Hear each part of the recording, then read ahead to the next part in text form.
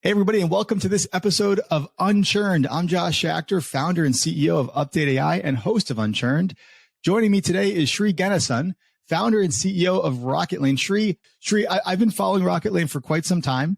Its onboarding software is kind of plain and simple, the easiest description that I can give for it. But I'd rather have you explain Rocketlane to us, to the audience, in your own words. Sure, happy to do that. Thanks for having me on. Rocketlane is a customer onboarding platform. Think of it as project collaboration and execution tool, purpose-built for customer onboarding or implementation projects, right? So the goal is, how do we help you accelerate your time to value with every customer and provide a delightful collaborative experience, which really puts the focus on the partnership and builds credibility during that all-important initial partnership that the customer experiences with you. Yeah, and that collaborative piece is something that I know that you guys really stress and really focus on. We're going to get more into the product a little bit later because I want to hear the story about the origins of Rocketlane. First, I want to learn a little bit about you and continue to learn about the company. So where are you based? Where's the company based? So the company is between the US and India. We have a team in Lehigh in Utah. We have a larger team in Chennai in India, and I'm actually both places, right? So I'm here in Chennai right now, probably spend 60% of my time in India this year, 40% in the US. I know you've been earning those frequent flyer miles for sure. What's the size and stage of Rocketlane? So we are a Series A company. We raised $21 million to date. We are a year and a half years old in terms of, time since launch, but we started building the company 2.5 years ago. So we built a community before we launched the product. And in terms of customers as well, we grew 4x this year, 2022, versus where we were last year. It's been tremendous momentum and lots of good logos on board as well. So that's interesting. I didn't realize you guys had launched a community, and even you said you had first customers on board before you launched the product. Tell us a little bit more about that. How did that go? Yeah. So even while we started, envisioning what we were building, we had these, think of them, they're not necessarily like partners, design partners, so to speak, more like people interested in solving the problems that come with the chaos around the implementation, the anxiety that happens during this critical phase. So we enlisted a few people across companies globally who were giving us inputs, showing us what they were doing today, what those key problems are that they are trying to solve. And we realized that each company and each person, each leader we talked to had been spending a lot of energy on certain dimensions or subtopics where they were really getting better at something, right? Someone was doing amazing kickoff meetings. Someone else was figuring out how to hold stakeholders accountable during the journey.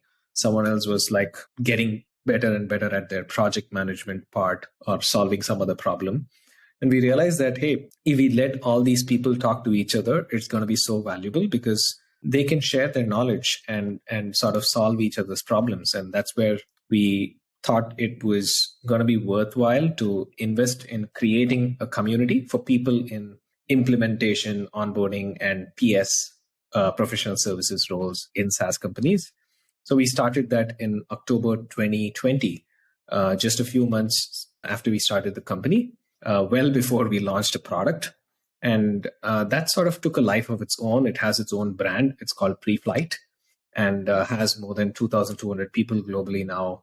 There's 15 local city chapters, and these chapters hold their own pre-flight huddle events. So yeah, it's been fantastic to learn from folks in the community. And I would say we also use a lot of that knowledge to inform what we need to build and how we can solve some of the problems that get surfaced there. I didn't realize that Preflight had predated the actual product. I think that's really cool.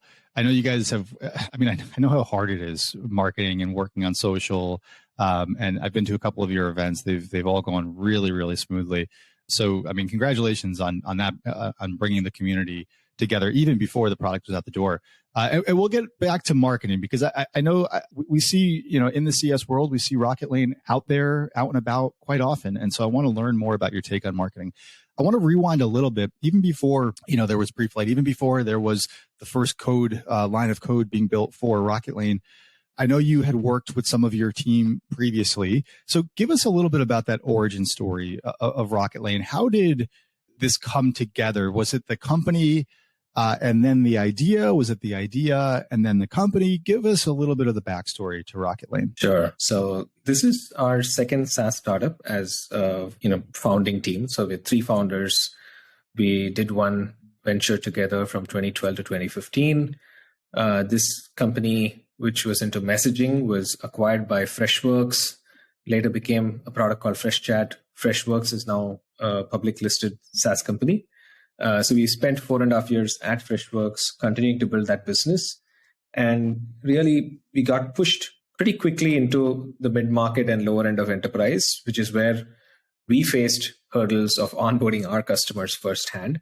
So I was in charge of running the business, so closely involved in everything on the go-to-market side, including the post-sale journeys. And I must say it was, looking back at the years we spent at Freshworks, definitely something we felt not so proud about in terms of what would happen in that post-sale journey, right? So it was hard to stay on top of things because you never knew who had the true accurate picture of how things were going. People would say everything's good till it wasn't. And, sometimes you would hear it from the customer, right? And no system of record, so to speak, to truly understand the customer sentiment and the status of these implementation projects. Hey, Sri, before we go into so that's interesting. Tell me about the first startup that you guys brought together. So it sounds like it was successful. It was acquired. You're now on to the second one together. You said it became FreshChat. Is that correct? What was the nature of, what was the company that you built first? So what we built was a messaging SDK, a messaging plugin of sorts that went into other people's apps and later into their websites as well. Really enabling today we have chat bots for everything, but back in the day, we were just enabling that WhatsApp style, simple messaging experience or iMessage style experience between consumers and the brands that they wanted to engage with. And how did it come about that this was interesting for Freshworks? Yeah, I think the world in 2014, 2015 was all about mobile first, right? So everyone was talking about going mobile. Google was a mobile first company before it became an AI first company later. So every company was talking mobile, and we based our whole product on this sort of direction, saying, hey, if every company is going mobile and consumers are going to interact with brands on mobile, then they need a better way to do it than calling and waiting on a line or sending emails. And what better medium than messaging, which is what we all do to communicate with friends. And that same experience should be available to communicate with brands and companies we engage with as well. So your company's acquired, you're working internally for Freshworks on FreshChat, you're onboarding new customers as part of Freshworks. You feel firsthand these pains and difficulties bringing on some of those initial customers and in some of the collaboration of understanding what's going on with the customer. Okay. So there's still, let's continue this story here. Take me from that, from feeling this pain firsthand to then, I guess, there's an idea next of how you could solve for it, or maybe next you guys are released from golden handcuffs of vesting. What happens to get from that to incorporation documents for Rocketlane? Yeah, so we spent 4.5 years at Freshworks, more than that golden handcuff period, because FreshChat was taking off. It was the fastest product in Freshworks to reach various revenue milestones. So we had a happy journey there, but we also were thinking about, hey, we're truly inspired by what Freshworks has done for the SaaS ecosystem in India and how it's sort of taken shape globally, grown into this large company. And we felt, hey, we've learned a lot about building a SaaS business. We want to do one more. And this problem was staring at us that, there is every team that we knew other than the implementation team had their own purpose-built tooling. We had customer success tools, we had CRM for the sales team, we had support systems for the customer support team. But for this implementation and onboarding team, they were left at the mercy of regular project management tools, Google Sheets, and documents, emails, Slack shared channels, a lot of chaos. Yeah. And so you decided at some point, hey, let's go solve this problem. Let's go bring it to market. Yeah. So we had learned a lot at Freshworks. One of the things we sort of really took away was that there is this unified experience play that can add a lot of value to a specific functional team, right? So, and that's what got us thinking that, hey, if we're today using a hodgepodge of different tools to get the work done for this implementation team, and if we realize that, this is a very important part of that customer journey, it's actually the beginning of that partnership with the customer. And that's exactly where we are not thinking customer-centric, right? We're not thinking about the experience from the customer's perspective. And so we sort of put together some marks and thoughts around what a unified solution, which puts the customer at the center of the experience, could feel like. And we knew we were onto something. And so we sort of, I would say we actually gave a lot of time at Freshworks. We said, I think we gave almost 6 months of notice, ensured we had a good set of people take over from us to run the team, and started afresh in 2020. And then the pandemic hit. And that's when we sort of started saying, okay, let's go do this. Let's accelerate the journey. Pandemic, or like this whole lockdown and the situation we were in, we felt is a good time to build, focus on just, executing, building a large product. We weren't going to launch an MVP, which sort of we put out the door in 3 months. Instead, we knew we were going to build a full-featured, all-in-one offering, which is going to take us a few months to launch. We took, I would say, almost 10 months to get it into the hands of the first early beta customers. How did you make that decision to take your time launching? Because I'm a product manager by background, and one of the holy images that I have in my mind is that whole skateboard to race car image, right? If you're familiar with that, then you don't launch the startup with the entire race car. You start with the scooter, the skateboard, then the bicycle, then the scooter, then the motorcycle, then the car, right, et cetera. So, but maybe you skipped the scooter step, and maybe you went straight to the motorcycle, so to say. How did you swam upstream a little bit from conventional product wisdom, quote unquote, to be as lean as possible and get the product out as early as possible? What factored into that decision? It's actually, we had seen that journey a few times before inside Freshworks, where a lot of the products that Freshworks launched, which got early success, were not really MVPs. They took their time, built full-featured products, especially in competitive markets, right? You're not trying to invent a whole new product. You are building a new kind of product, but think of it as more of a unified experience built around familiar experiences that already exist. So we didn't need to test if the project collaboration piece that we're building would work. We knew it worked because there are so many other project management tools out there. We didn't need to discover what a document collaboration tool should do or what a form should do. So the individual pieces that make up the product were, we were replacing products that had been there for a long time. And we knew that we couldn't get away with putting out something that was 20% of each of those individual pieces.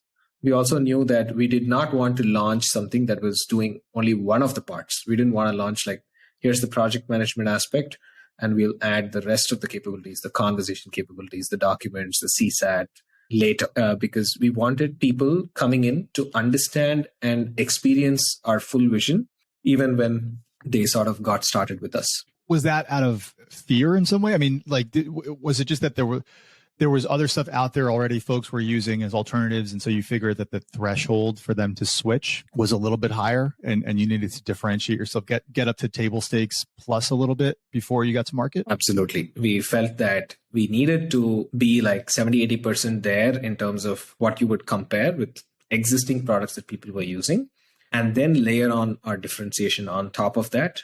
And that's what gets you to that basic launch. That was our thought process. We de-risked a fair bit by showing mocks of the product, and whatever we had built so far, we would demo it very regularly with people from the Preflight community or people who we knew or cold connections we were making on LinkedIn, etc. So we de-risked it by showing it to people along the way and getting their feedback and inputs. And also we did a lot of research upfront, right? So we sort of interviewed 60 people, understood their jobs to be done. That's how we even came up with those first mocks that we put together.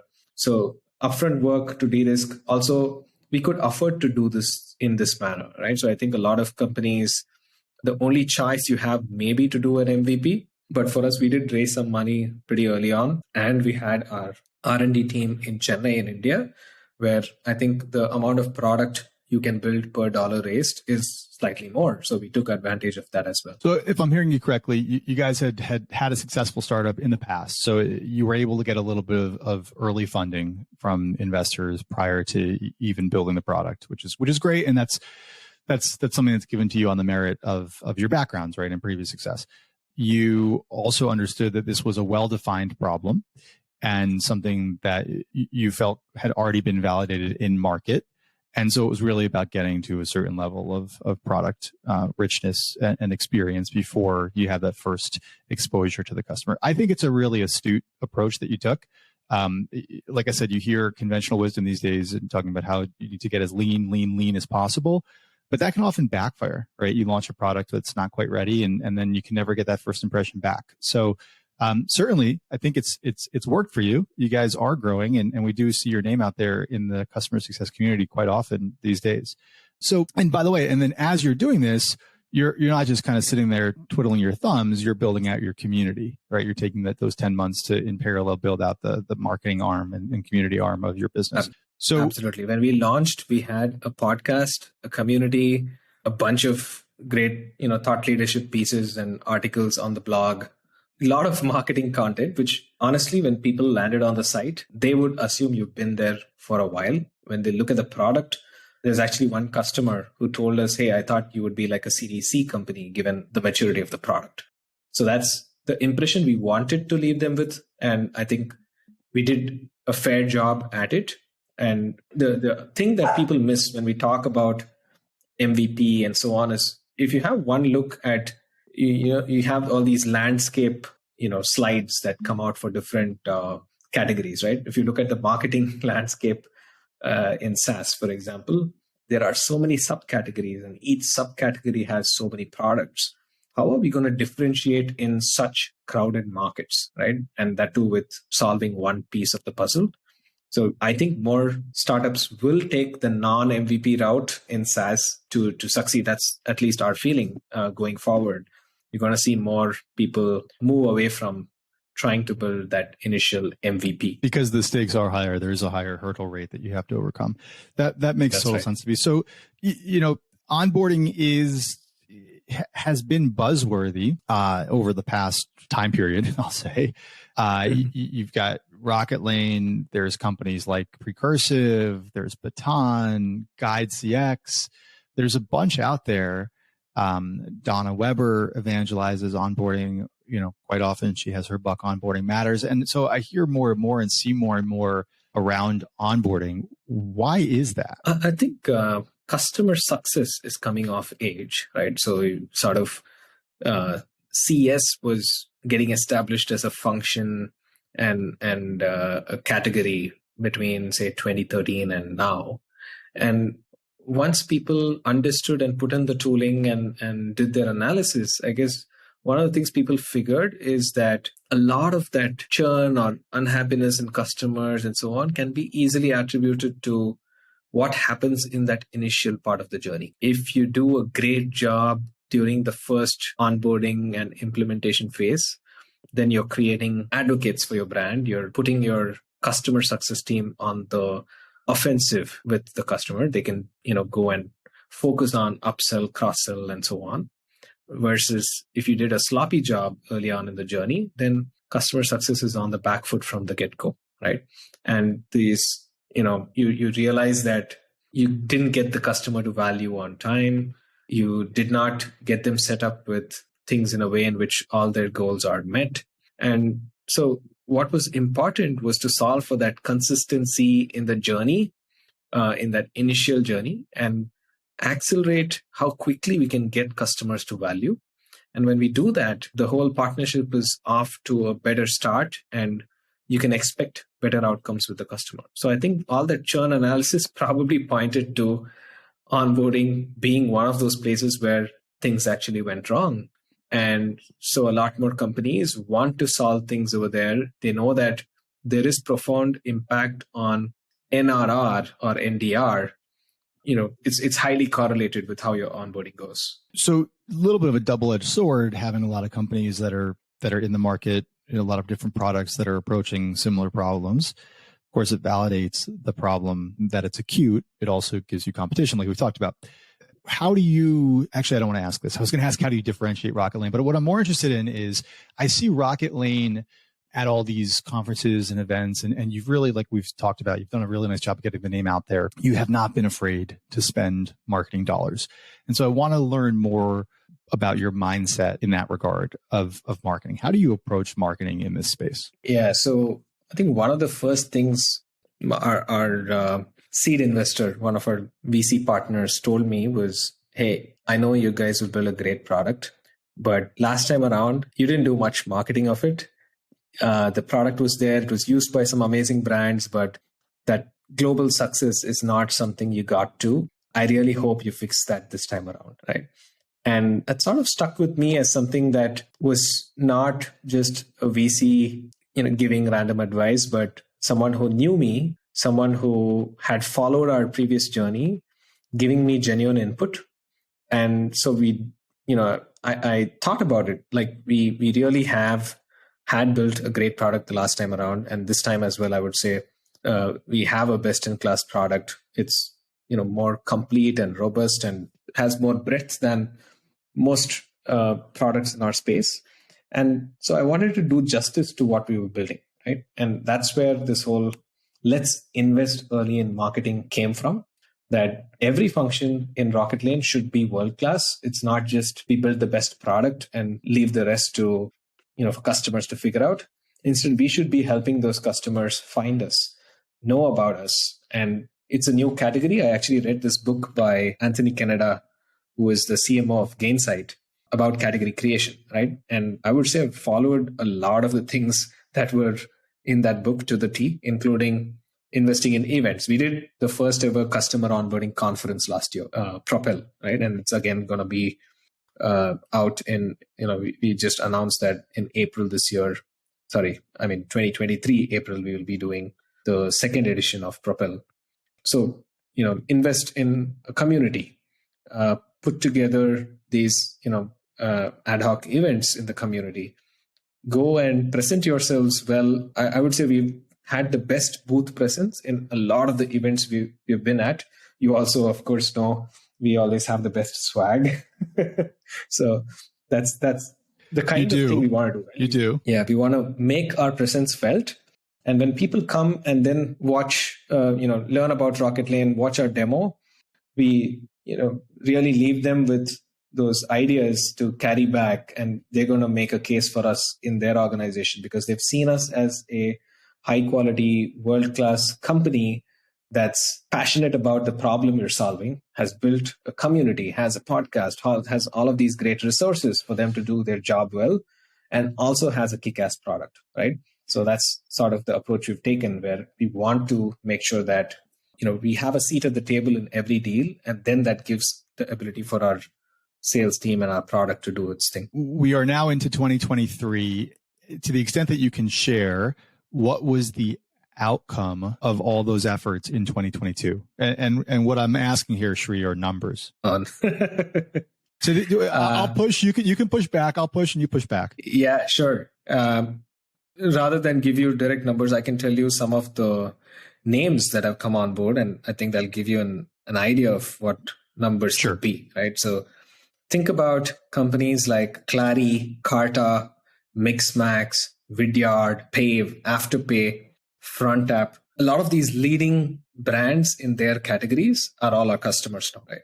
And a lot of what we did at these events, I think we met Support Logic a bunch of times at events, troubled Omid to take a demo or get his team to take a demo with us at all these customer success events. they're now a very happy customer, right? So we've sort of left no stone unturned in terms of how we hustle and chase best in class, best in category companies, so that all the leaders in most of these categories should be our customers. In fact, the fun thing is also Gainsight's top 2 implementation partners, nCloud and Growth Molecules, are both Rocketlane customers. So all the Gainsight implementations happening are probably, majority of those are happening on Rocketlane, right? So I think that's been fun to make that happen. Fair enough.